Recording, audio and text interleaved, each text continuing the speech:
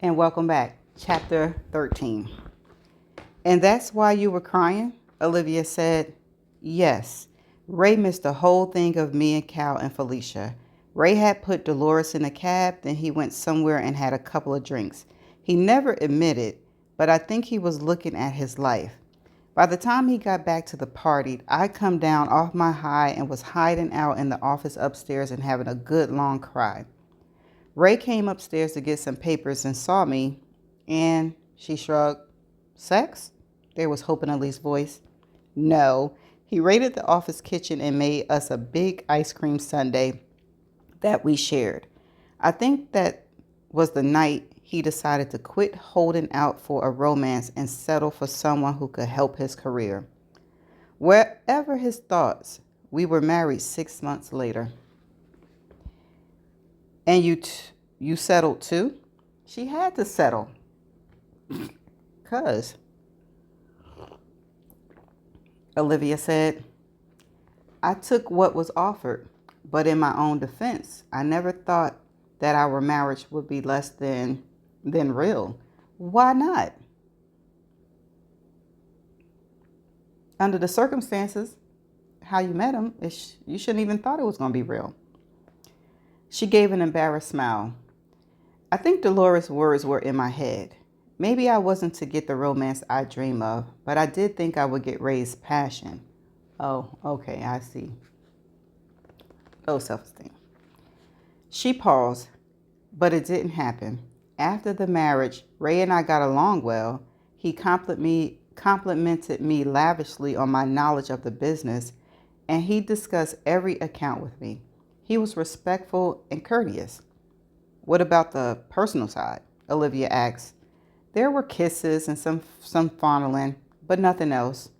I told myself that Ray was practicing being a gentleman. He'd said he wanted me to teach him what I knew about the social graces. Kathy put her hands over her face, but I kept remembering Dolores and her panties.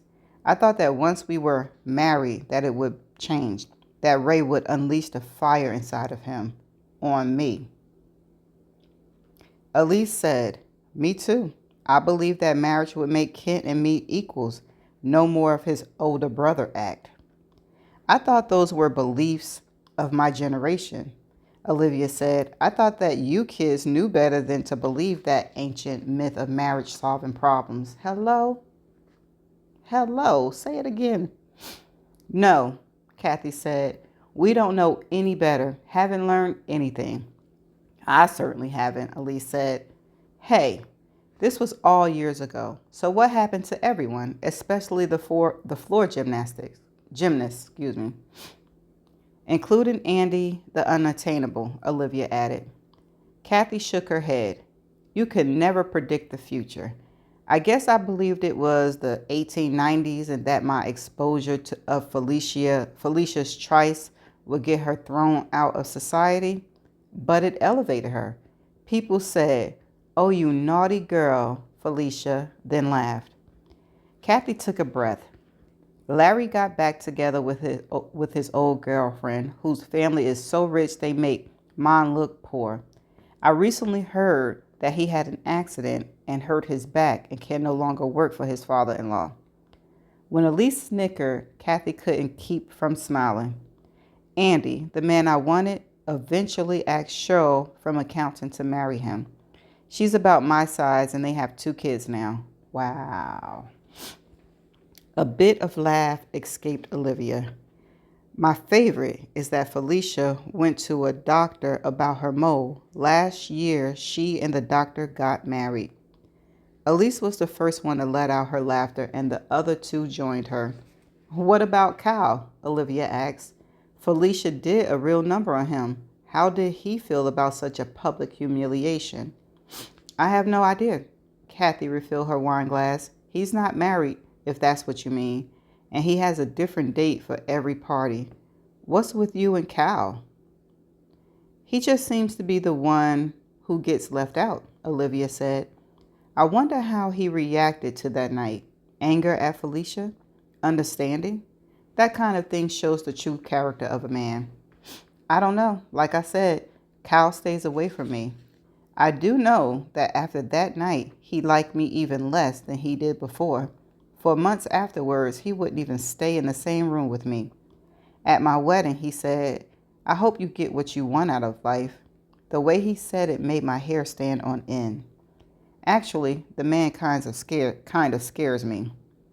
And now Ray is your life, Olivia said softly, more or less. Maybe Andy was afraid to speak to you because you're the boss's daughter. Why didn't you ask him out? Elise asked. I'm fairly secure about what I can do in the advertising world. I've come up with a few good ideas, but she motioned to her body with her hand. I'm not so secure in a personal way. Oh well, Elise said. At least your husband knows you have a brain. Mine thinks I'm a not very bright child. And mine thought I was only good for work. Not if you get the right one, Olivia said. If I had Kit all these years, I wouldn't have gone after Alan and his son. She sighed. They would have had a life with people who made them happy. I wish I hadn't thought I was so powerful that I could make Kent love me. And I wish I'd gone up to Andy and asked him out to dinner. The air in the room had become heavy with their regrets. Olivia wanted to lighten the mood. You think you young chickies have it hard? Let me tell you that when it comes to romance, there is nothing as bad as being an unmarried, older woman who is financially comfortable. You know how on TV and in movies when an older man's wife dies, a zillion women show up with casseroles?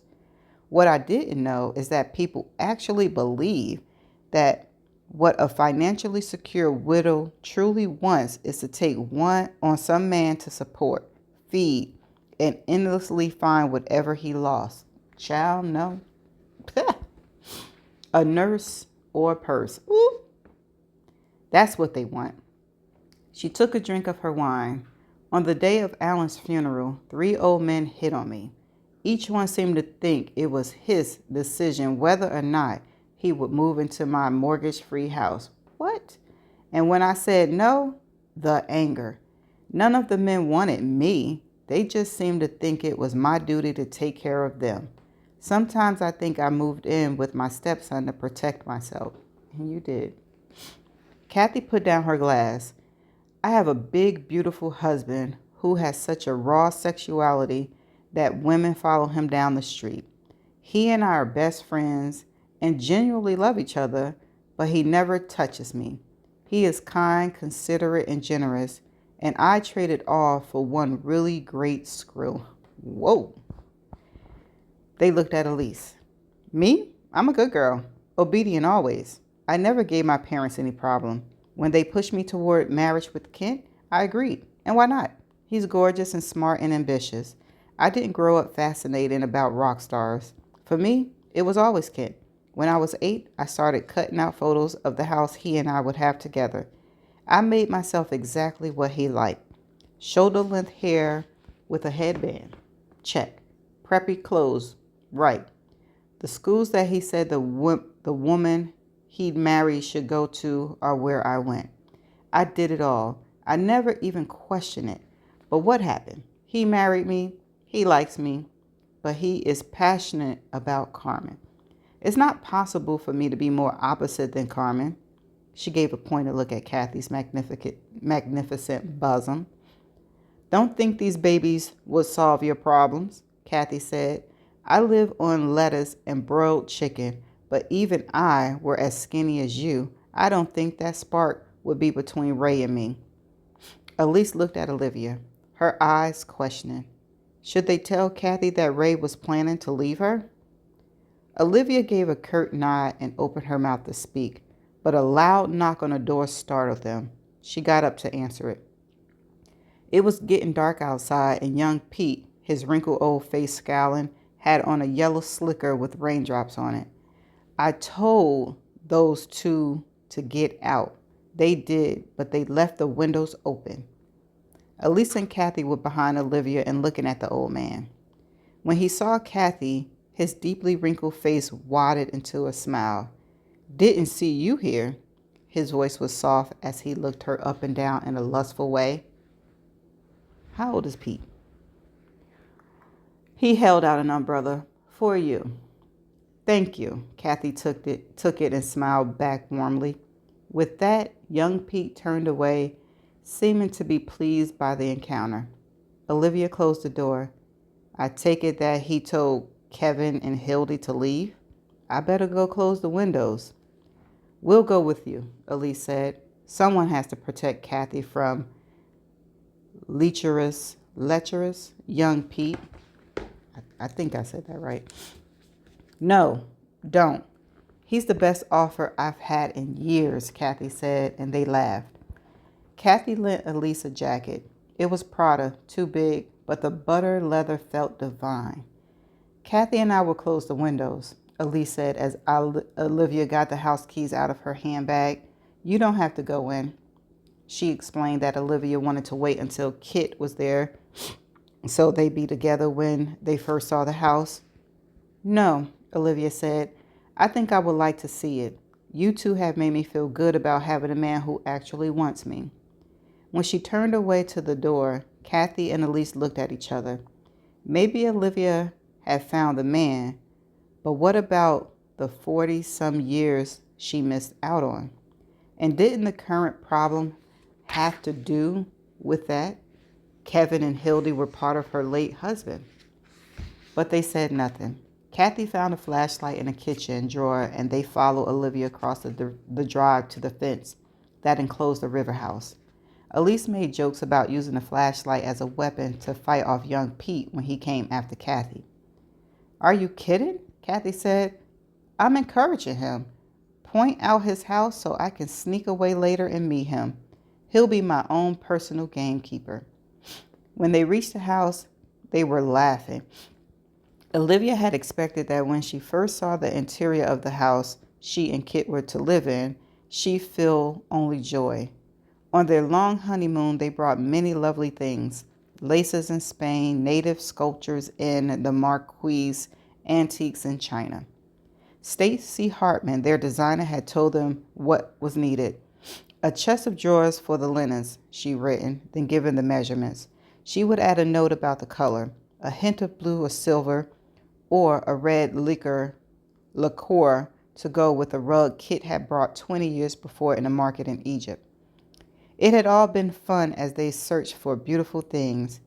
When what they found didn't fit Stacy's measurements, they'd send her a photo and ask her to find a place for it. Excuse me. She always did. At first, Stacy emailed them photos of the fabrics she thought would work, but she soon found out that Olivia and Kit could get something comparable in whatever country they were in. Their whole trip down the length of Italy had turned into a fabric buying journey. They bargained for remnants of clothes that had been used in palaces. One day, Olivia pulled a piece of brocade off a pile of old rugs and said she wanted it for the headboard in the guest bedroom. The fabric was dirty and faded in spots, but there were no holes in it. Kit had bargained in Italian, and they come away with the fabulous piece for a good price. 2 days later, they went back to the store and saw that the wily old owner had tossed another gorgeous tapestry weave over the pile of rugs. Grinning, he told them that any time he had a piece that he couldn't get rid of, he threw it on the rugs and covered it with the floor sweepers. Smart. It sold immediately. Usually to Americans, he said, his eyes dancing in merriment. There was a lot of things in the house that were from the years when Kit and she hadn't been together, but there was enough of what they brought to make Olivia feel it was her home too. But she couldn't help thinking about what she'd like to change. If she'd been with Kit through the 80s, she would have vetoed the African mask. If they'd been together during the 90s, she would have chosen different rugs. If, she thought. She followed the women into the kitchen. Stacy had filled the pantry and the fridge. They made salads and threw 2 big pieces into the oven. I want to hear about you, about summer of 1970, when you and Kit were together, Elise said to Olivia. Didn't she already talk about that? I guess she want to have Kathy hear it. The rain was coming down hard outside, making them feel isolated. I don't know, she said. It was a story that she spent over 40 years trying to forget, or at least to bury under the reality of her life. Kathy and Elise were staring at her. I'm not sure I even remember it clearly. Neither Elise nor Kathy spoke, but their eyes said that they didn't believe her.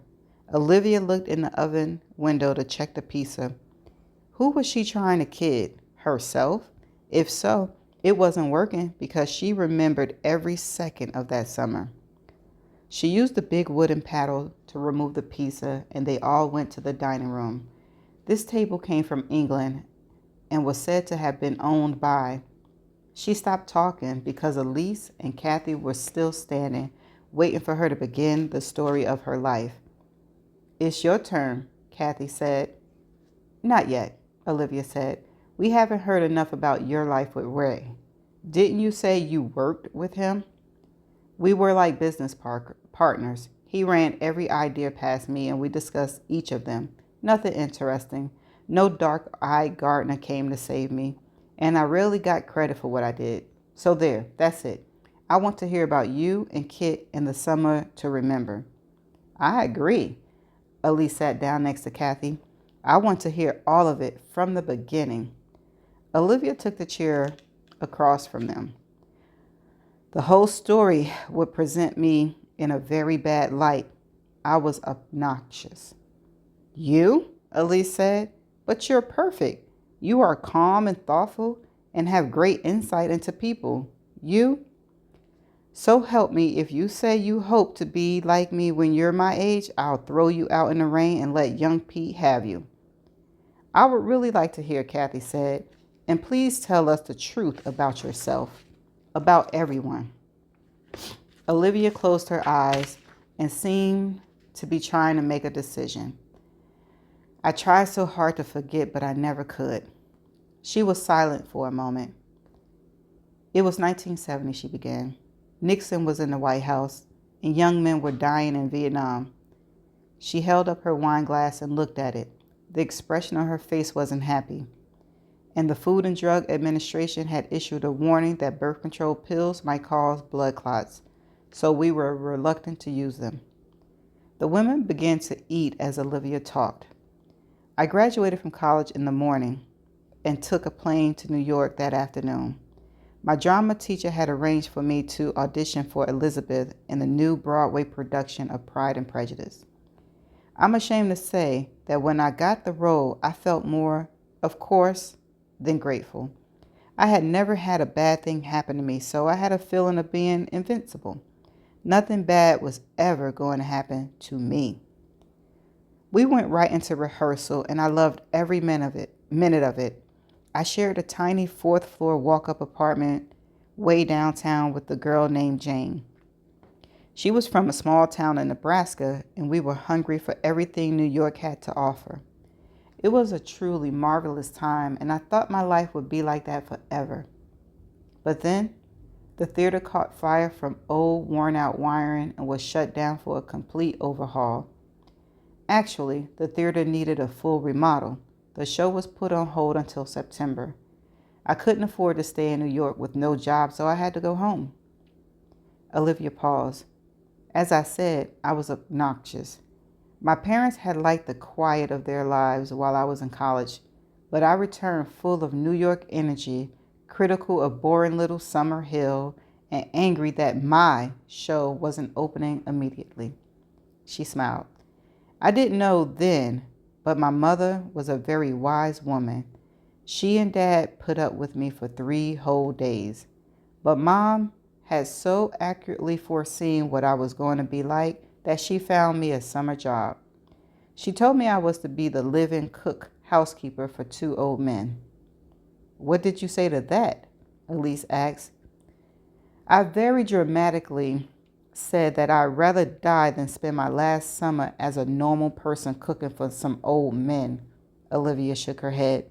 You know, my last remaining time before I became an international renowned star. She laughed.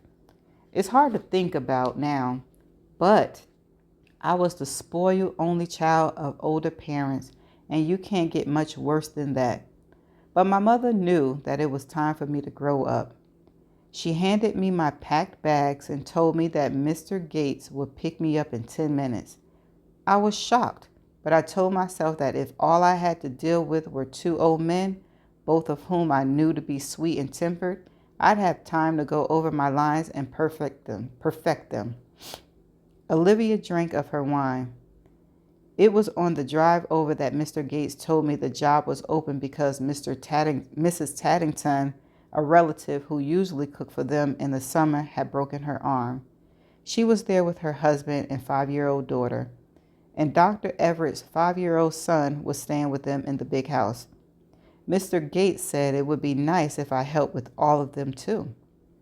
How many people is that? Kathy asked.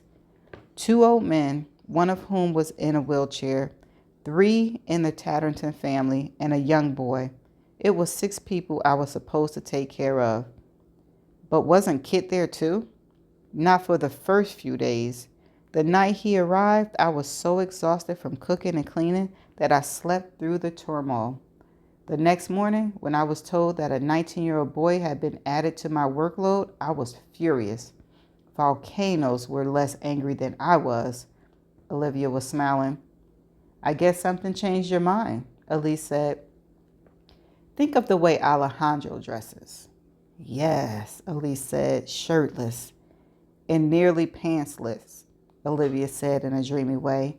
In 1970, I had never seen a man with less clothing on than he was wearing, and I'd never, ever in my life seen a body as beautiful as his. She grinned. Nor have I since. And that's the end of chapter 13. Oh boy, we about to get into Olivia's story, which I feel has already been told in the beginning. So why is it being told again?